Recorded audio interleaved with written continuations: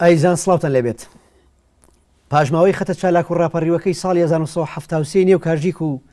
چەند کەسێکی دیکەینەتەوەی لەسەر ڕێوشێن و شێوازێکی تازە و بیری نوێ و لە ڕەهەندێکی دیموکراتی پێشکەوتوانەدا لە 11 ئەیلولی ساڵی 1975دا لە شاری کەرکووک و بە دروشمی کورسانێکی سەربەخۆ گەلێکی ئازاد پارتێکی نوێی نەتەوەییان بەنێوی پارتی سۆسیالیستی نەتەوەیی کورد پاسۆک دامەزراند و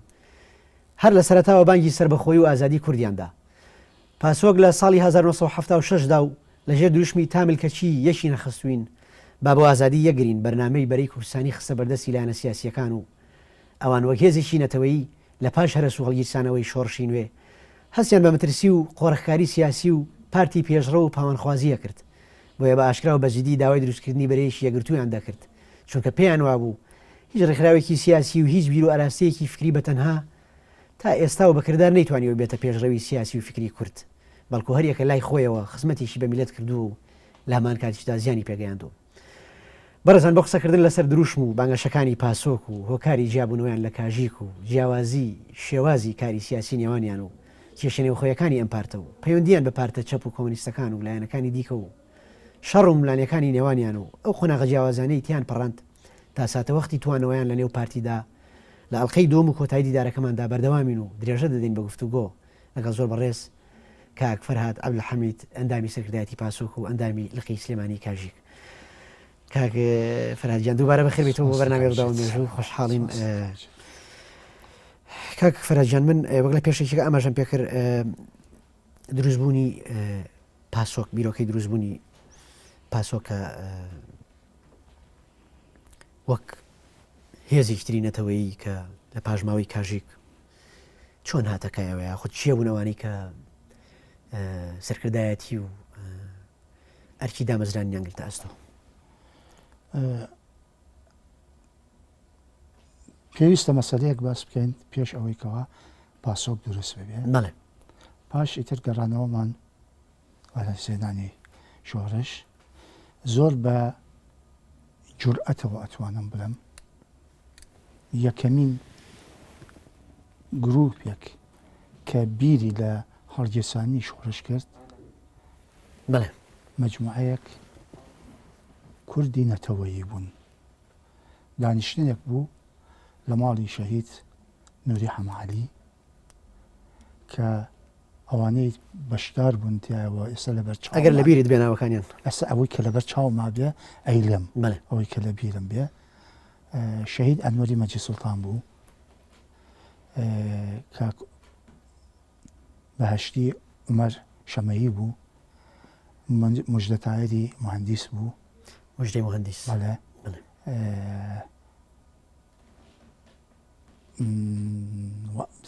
ملازم محەممەد شەوقی بوو و منیش لە خزمەتیان نابووم. باس لەوە کرا کە وەزع بە شێوەیەکە ئیتر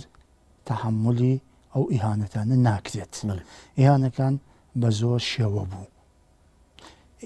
ینی خەڵک بەهین بە زاهر وایە نەزانی حکوومەت ئیتر لەگەڵ هەموو کووردا باشە بێت ومانە بەعکسەوە و یەکێک لە بڵێن شانسەکانی کورد ئەوەیە هەمیشە دوژمنەکانمان گێلن، هیچ وەختێ نایەن مەسائلێک باس بکەن کە کورد بۆ لای خۆیان ڕاکە. ئێستا شەروایە ئێستا کە دانیشتوین وەزع لە بەغا ئەو ناخۆشی کە لە بینی هەرێم و حکوومەتی بەغا و سەرکردایەتەکان هەیە هەر ئەو حاڵەتەی هەیە، هەر ئەم حاڵەتە ئەبێتە هۆی ئەوەی کەوا کورد یەک بگرێ و یەکی گرتووە. ئێستا زۆر زۆر باشترە لە یەک دوو مانگ لەمەوبەر ئەمە هەمووی جێلێتی داگیرکەرەکانمان پێشان هەیە، نەک هەر لە باکووری لە باشووری کوردستان لە هەر چوار پارچەکانی هەر بەم شێوەیە. ئەم مەجموعەیە بیرمان لەوە کردەوە کە شۆڕشێک بەرپا بکرێت. مدەتێکی زۆر کەمی بەسەراچوو یەکێک لە برادەرەکانمان ملازم ئەنوەر خەبەری هێنا وتی گروپێکیکە هەن مارکسین ئەوانیش بیریان لەوە کردوێتەوە و حەز ئەکەن ئینمان هەبێ بەیەکەوە پەیوەندیمان هەبێ. معلوم بوو ئەو کەسێک کە قسەی لەگەڵا کرده بوو بە مەزەنە شەهید شەهاب بووە. نامە هەوڵگۆڕ کرا وێستا نامەمان هەیە کە لەو وەختە من ڕاست پێرام کە بچم بۆ ئەو دیو لەگەڵ کاک فەتاح و ماڵی بارسانیا قسە بکەین بزانین چی بکەین یعنی ئەتوان بڵێم نەواتی مۆزوعەکە لەوێ بوو دوای ئەوە من چوومە دەرەوەی وڵات مەجموعەیەک لە کادیرانی کۆنی کاژیک کۆبنەوە و پاسۆک دروست ئەکەن پاسۆک لە حەقیقەتە ئەتوانین بڵێن ڕێبازی کاژیکیان کردووە بەر بە گۆڕانکاریەک ئەو گۆڕانکاریانە گۆڕانکاریەکی عەسری بوو شتێک بوو کە بگونجێ لەگەڵ وەزعی ئێستا 59 بۆ هەفتاکان فەرق زۆر ئەکات بەڵێ قۆناغەکە جیاوازە ڕۆڵی ئێوە ئەو کاچی بوو کاک فەرهاد چۆن بوون ئەندامی سەرکردایەتی بەشداری ئێوە لە پاسۆک من لە دەرەوە پاش ئەوەی ئیتر کە خوا عەفوی کە خوا جەلالی حاج حسێن کە ئەندامێکی چالاک و پێشمەرگەیەکی نەبەز و ئازا بوو لە دەرەوە دەستی کرد بە ئیشکردنی عەسکەری و سەرکەوتنێکی باشی دەست ئەهێنا و کاژیک پاسۆک یا بڵێن بیرروباوەری فکرەی نەتەوە هەڵگرانی بیرروباوەری نەتەوەتی بۆ یەکەمین جار لە ساحەی ئەمەلا دەرگی خۆراندی و ئەم دەورە زۆر بە زوویی لە ناو جەماوەری لادیا بڵاو بۆەوە چونکە بە پاچی و زۆر بە جوانی و کە دەستیان ئەوەشان بە قسەی ئەحزابەکانی تر ئەو پێشمەرگەی کە لە پاسۆکە ئەبوو لە سەنگەری شەرەف و ناموسا بووە بێوێ نەبوون حتا وەختی خۆی ئەڵێن مام جەلال هەدیە ئەیانە بەبازێکیان ئەوەنە چالاکیەکانیان ئاشکرا و جوان بووە دەستیان کرد بە چالاکی سەربازی باشە و پاش مدەتێکی کەم مەجموعەیەک لە هاوبیران لە زیندانا بوون ئازاد کران ئیلتحاق کرا بە شۆرش وەکو کاک ئازاد مستەفا کاک فەریدون عەبدولقادر و مەجموعەیەک لە ئەفسەرەکان ئەمەش خۆی داستانێکە ئەوە دواتر من پرسیارێکە بەر لێ بچینە سەر ئەفسەرەکان ببوورە کاتێک چوونە لای پارتی و بارزانی ڕێی و هەڵوێست و بۆ چوونی ئەوان لەسەر دروستبوونی پاسۆک چی بوو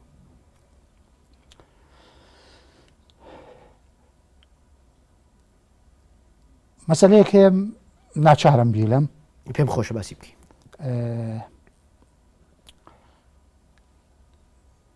چوار کەس بووین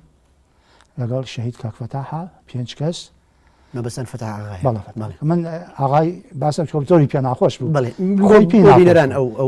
بەڵام بۆ بینەرانی بەڕێز هەر بە خۆتم کاک فەتاح مەبەستمان فەتاح ئاغای فەرماندەی هێزی خەباتە بەڵام خۆی پێی ناخۆش بوو ئاغای ناوبنەی هەر ئەمان و کاک فەتاح بەوە دڵ شادتر ئەبوو لەگەڵ کاک فەتاح چوونە خزمەت کاک ئیدریس لە عەزیمەی کەرەج پرۆژەیەکمان هەبوو هەرچەند لەوانەیە شتەکان تۆزێک هێم ببێ پێش و پاش بخرێ بەڵام یەک مەوزوعی پرۆژەکەی ئێمە زۆر مقەدەس بوو زۆر جوان بوو دوو مەسئلەمان هەبوو کە لەگەڵ کاک ئیدریسا قسە بکەین یەکێکیان ئەوەی زۆر بە سەراحەت حەزمانە کرد کاک ئیدریس بێتە برا گەورەمان چونکە هەمومان ئەمانزانی کوردێکی نەتەوەییە و ئەتوانێ جێگەی باوکی بگرێتەوە چوونە خزمەتی بازێک مەسائل هەبوو هەموویمان باس کرد ئەوەی کە دەربارەی ببێتە برا گەورەمان زۆر بە سەراحەت وتی ئاخر مەسعود برامە ئەمە بۆیە ناڵم کاک مەسعود چونکە ئەو وتی مەسعود تی مەسعود برامە ئێمە لە وەڵامە ئازمان کرد وتمان ئێمە دژایەتی کاک مەسعود ناکەین دژایەتی پارتیش ناکەین بەڵام تۆ وەکو برا گەورەیەک کە ئەتوانی ڕۆڵێکی گەورە لە جوڵانەوەی نەتەوەیی ببینی حەز ئەکەین برا گەورەیەتیمان بکەی بەڵێ ئاشکرا بوو حەزی ئەکرد بەڵام لەبەر نەترازانی یەکێتی خانەوادەگی خۆیان کە زۆری لامە بەس بوو ئەمەی قبول نەکرد بەڵام ئێمە پرۆژەکەمان بۆ باس کرد پرۆژەیەکمان هەبوو بۆ گرتنی کۆنگرەیەکی نەتەوەیی لە کوردستانە وەختی پرۆژەکەمان بۆ بەتەواوەتی بۆ باس کرد وتی ئەوەنگە مقەدەسە ئەم کارەتان من بەش بە حاڵی خۆم کاغەزی سپیتان بۆ ئیمزاکەم بەڵام ئەبێ گروهەکانی تریش بە تایبەتی مامجەلال ئاگادار بێ و موافقت بکات لەسەر ئەم مەسەلەیە ئەگەر ئەویتیانە بێ مؤتەمەرەکە سەر ناکەوێت باشتر دواتر چوونە لای مامجەلالەوە بەڵێ هەر ئەو مەجموعەیە بێژگە کاکفتە هەستاین بەرەو مەقەڕی مامجەلال پێش ئەوە چوینە لای بزوتنەوە ڕێگاکەمان بەشێوە بوو لە پێشەوە ئەوان ببین دکتۆر مەحموود مەجموعەی ئەندامانی سەرکردایەتیان هەموو دانیشت بوون ئەینان پرۆژەمان بۆ ئەوانش باس کرد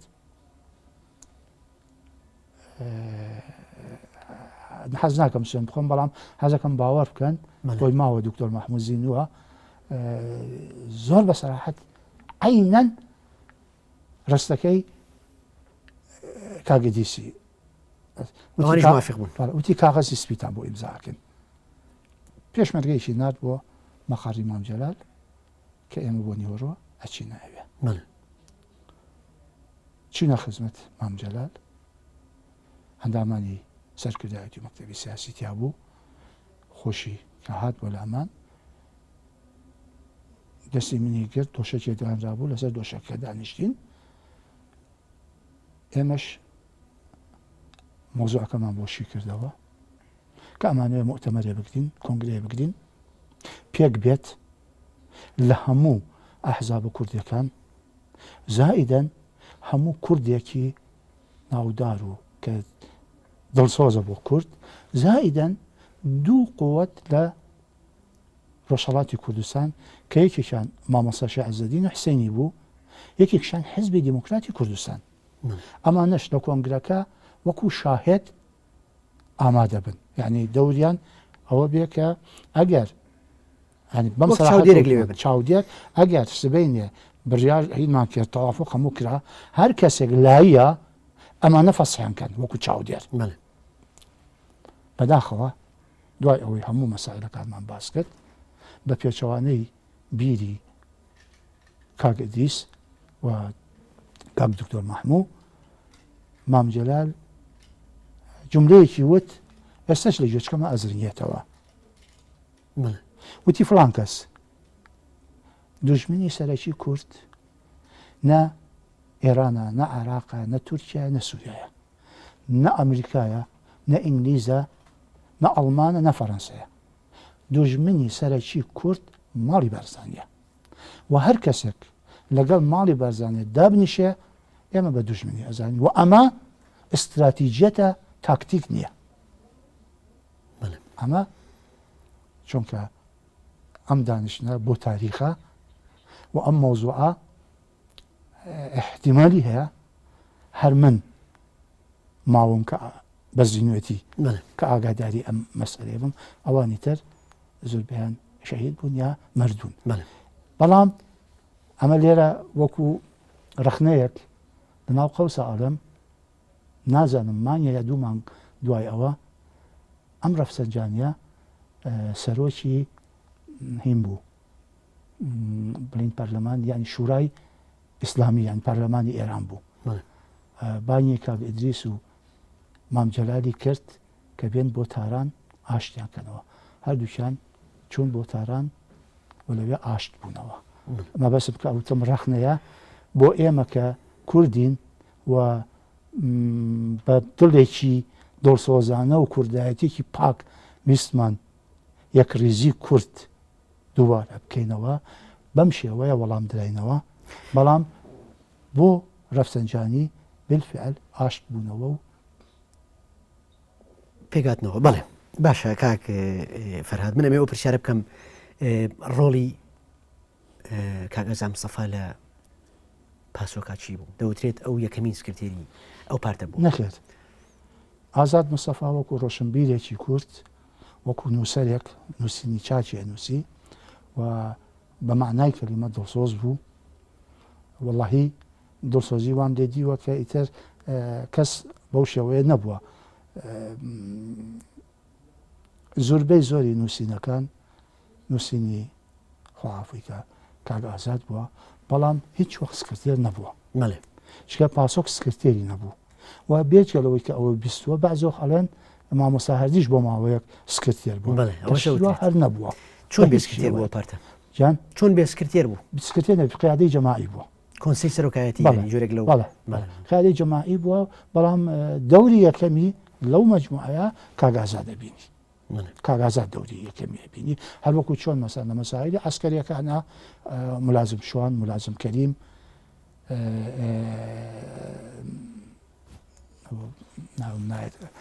ناوەکەی بیستەوە مەجموعەیەک لە ئەفسەرەکان دەوری سەربازیان زیاترەتی باشە وترێم لازمانە شێرکۆی هەژار و کاک فەرهاد عەبدولحەمید هێنانیانە نەبوو سیاسی بۆ دەرەوە ئەمە ئیتر ئەبێ باسی بکەم چونکە ئەتوان بڵم کەس نازانێ ئەتوانم بە جورئەت بڵم زۆر لە مەسائلەکانی هەر نەیزانم ئەو جیاوازەی کە پێش هەرسێنانی شۆڕش لەناو کاژێکا دەستی پێکرد یەکێک لەوانەی کە زۆر زۆر متحمسی ئەو مەسئلەیە بوو شێرکۆی مام هەژار بوو شێرکۆی مام هەژار زۆر دژایەتی قیادەی کاژێکیە کرد پاش هەرسوانە چوو بۆ دەرەوە بۆ هۆڵەندا و لەگەڵ منیشە ناکۆک بوو زۆر ناکۆک بوو بەڵام بۆ یەکگرتنەوەی ریزەکانمان من پەیوەندیم پێکرد و زۆر هەوڵم ما کە بگەڕێتەوە بۆ کوردستان و گەڕایەوە ئەوەڵین دانیشتنم لەگەڵ یا لە ماڵی ئەفریقا شەهید براکەی مام هەژار سکرتێری حزبی دیموکراتی کوردستان بوو ماڵیان لە تاران بوو شەرەفکەندی دکتۆر شەرەفکەندی ئەوەڵین دانیشتنم لەگەڵ لە ماڵی دکتۆر شەرەفکەندی بوو مەبەستان سەعیدی شەرەفکەندی و لەوێ ئاشت بوونەوەیکی فکری و ئینسانی و هەرچێکی لەناو ئەنەی لەبینی من و ئەوە دروست بوو و هێنام بۆ کەرەج لەگەڵ کاک فەتاح و مامۆستا هەردی ڕەحمەتیە دانیشتنیشی زۆرمان کرد و اتفاقاتێکی باشمان کرد کە بڕیار درا لەوێ من و ئەو بە شێوەیەکی زۆر نهێنی بچینەوە بۆ چین بۆ سلێمانی و داوا لە هاوبیران بکەین کە بە تایبەتی ئەفسەرەکان کە ئیلتحاق بکەن بە شۆڕش ئێمە بە شێوەیەکی زۆر نهێنی لەگەڵ پێشمەرگەیەکی ترە خواافریقا کاک دەروێش شەهید بوو چوین بۆ سلێمانی لەوێ دابەزینمان لە ماڵی ئەفریقا کاک عومەر شەمەعی بوو دوایی لە ماڵی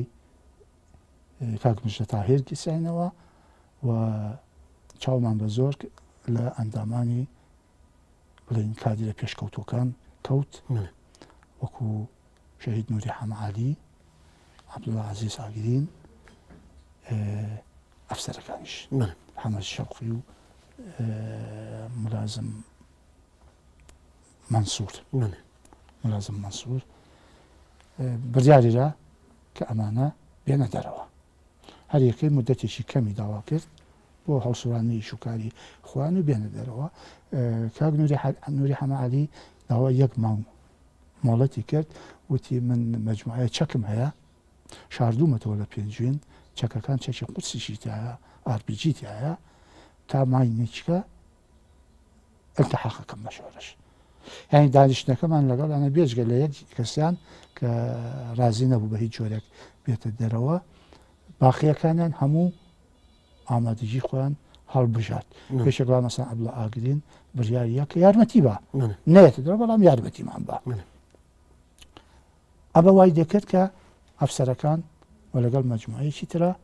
التحاقیان کرد بە پاسۆک. باش زۆر باشە دەوترێت پاسۆک لە خەتە ڕاپەڕیوەکەی ساڵی 1970 کاژیک دروست بوو بەڵام لە 11 ئەیلولی 75 دەرەکەوێت ئەو مەسافەیە بۆچی ینی 1-2 ساڵە 73 بۆ 75 ئەخر شۆڕش بوو لە شۆڕشە بە معنای کەلیمە ئەنی هەردوو مەجموعەکە ئەوانەی وابەستە بە سەرکردایەتی تەقلیدیەکە و کلاسیکەکە بوون